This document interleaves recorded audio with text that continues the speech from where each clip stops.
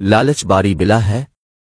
एक हरे भरे जंगल में बहुत से जानवर रहते थे। जंगल में एक नदी भी थी जहां जंगल के तमाम जानवर पानी पीते थे। अर्द गिर्द झाड़ियों के झुंड थे, रंग बरंग फूलों की बेलें थीं और सरसब्ज शादाब फलदार दरख्त भी थे। इनमें बादाम अखरोट भी थे।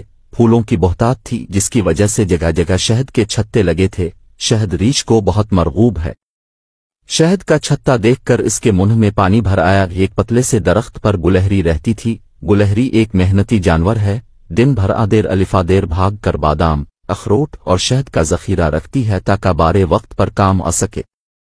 गुलहरी एक साफ सुथरा जानवर है और अपने अर्द गिर्द का माहौल जर्द पत्तों और छोटी टहनियों से साफ रखती। एक दिन वो अपने घर में सफाई कर रही थी कि एक रीछ भटकता हुआ खुराक की तलाश में आ निकला। इसे देखकर गुलहरी दरख्त पर चढ़ गई। रीछ का ध्यान उसके घर की तरफ गया। उसने देखा कि वहां बहुत से बादाम अखरोट और शहद जमा है। इसने गुलहरी से कहा, इनमें से मुझे कुछ खाने को दो। गुलहरी ने कहा कि इसने बारे वक्त के लिए संभाल कर रखे हैं। रीछ ने कहा, अब समझो बारह वक्त आ गया है। अगर तुमने मुझे ना दिया तो मैं इस पतले दरख्त को हिलाऊंगा और ये सारी चीजें नीचे गिर जाएंगी। तुम मुंह देखती रहना, तुझे अपनी जान बचाना भी मुश्किल हो जाएगा। बेचारी गुलहरी बहुत परेशान हुई कि इस मुसीबत से कैसे नजात हासिल की जाए। वो देख रही थी कि रीछ डील डोल वाला है। गुस्सा में आ गया तो वाकई चीजें गिरा सकता है जिससे सर्दियों में इसे मुश्किल आएगी। वो सोच में पड़ गई। आखिर इसे एक तरकीब जहन में आई। वो मुस्कुराई और कहा, मुझे ये अशिया देने में हर्ज नहीं, मगर ये बहुत ही थोड़ी सी हैं। इससे तुम्हारा पेट नहीं भरेगा और मेरे पास भी कुछ नहीं रहेगा। मुझे एक जगह का इल्म है, वहां बहुत सा शहद बादाम अखरोट हैं। ये सुनकर रीछ के मुंह में पानी आ गया।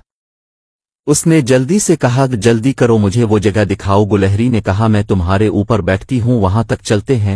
रीछ खुशी खुशी मान गया। गुलहरी इसके सर पर बैठ गई और कहा, सीधा चुल्लू, बाईं से दाएं चुल्लू, अलिफादेर से बाईं, सीधे, इधर से दाएं, जरा तेज बाईं दाएं। रीछ ज्यादा शहद के लालच में भागता रहा। गुलहरी ने कहा, अब रुक जा। रीछ की सांस फूल गई थी। गुलहरी ने इससे उतरते हुए कहा, सीधा गार में घुस जाओ, वहां शहद का बड़ा जखीरा मौजूद है, पेट भर कर खाना। रीछ जल्दी से गार में घुस गया। वो गार शेरों का मस्कन था। जब इन्होंने रीछ को बिला इजाजत गार में घुसते हुए देखा तो वो इस पर झपट पड़े। भूखे रीछ ने बड़ा मुकाबला किया मगर शेरों के सामने न ठहर सका और जान की बाजी हार गया। गुलहरी ने कुछ देर इंतजार किया। जब शेरों की आवाजें मध्यम हो गईं तो वो समझ गई कि लालची रीछ अपने अंजाम